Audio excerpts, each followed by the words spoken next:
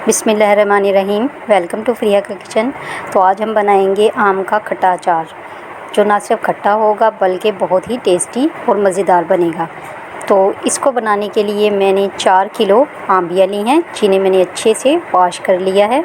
इनको हमने इस तरह से 2 पीसीस में कट करना है और इनकी जो बीच की गिटक है ये हमने निकाल देनी है। जो गुठली होती है इनको निकाल के फिर इसको एक और पीस में, यानी कि एक आम्बी के मैंने 4 पीसीस कर लिए हैं, ठीक है। और इनके इस तरह से ये बीच में से गुठलियों को सबको निकाल देना है।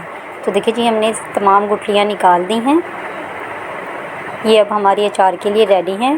तो सबसे पहले हम इसको नमक लगाएंगे। नमक लगाने के लिए हम एक परात लेंगे, उसके अंदर हम ये इस तरह से आधी आमियों को डाल देंगे और इसके ऊपर 2 टेबल स्पून हम इस पर नमक शामिल करेंगे और अच्छी तरह से इसको मिक्स कर देंगे। इन्हें एक पसावदान में डाल देना है ताकि सारी रात हम इसको इस तरह से रखेंगे।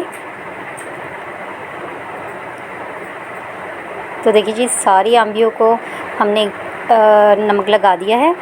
अब हम इसको नीचे प्रांत रख के ऊपर से पसावदान को रख के और इसके ऊपर मलमल के कपड़े से ढाँप दें या फिर कोई भी चंगेरी वगैरह इसको अच्छे से ढाँक।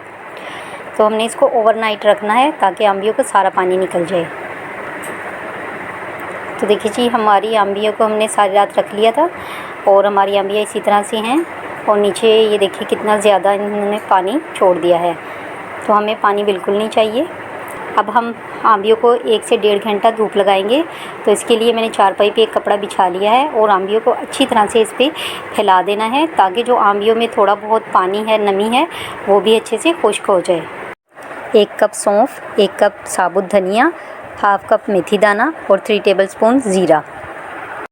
हाफ़ कप हमें कुटी हुई मिर्चें चाहिएंगी, 3 टेबल स्पून हल्दी और 3 टेबल स्पून ही नमक लिया है क्योंकि हमने आम्बियों पर भी नमक लगाया हुआ है, बाकी हम टेस्ट कर लेंगे। 3 टेबल स्पून हमने कलौंजी ली है और 1/3 कप हमने राई ली है। देखिए जो धनिया वगैरह था उनको सबको हमने अच्छे से ग्राइंड कर लिया है और थोड़ा मोटा मोटा रखा है। साथ ही हम इसमें मिर्चें, कुटी हुई, नमक और कलौंजी ये डाल के अब हम आम्बियों के ऊपर हल्दी डाल के इसे अच्छे से मिक्स करेंगे। तमाम जितनी भी हमारी आम्बियां हैं कटी हुई, जिन्हें हमने धूप लगा ली थी, उनको इस तरह से करके थोड़ी थोड़ी हल्दी डाल के अच्छे से हल्दी से मिक्स कर देंगे। अब हमने जो मसाला लिया था उसको पहले हमने अच्छे से मिक्स करना है, फिर हमने इनके आम्बियों के ऊपर इस तरह से थोड़ा थोड़ा करके डाल के अच्छी तरह से आम्बियों पे लगा देना है, ठीक है जी। बहुत अच्छे से मिक्स करना है।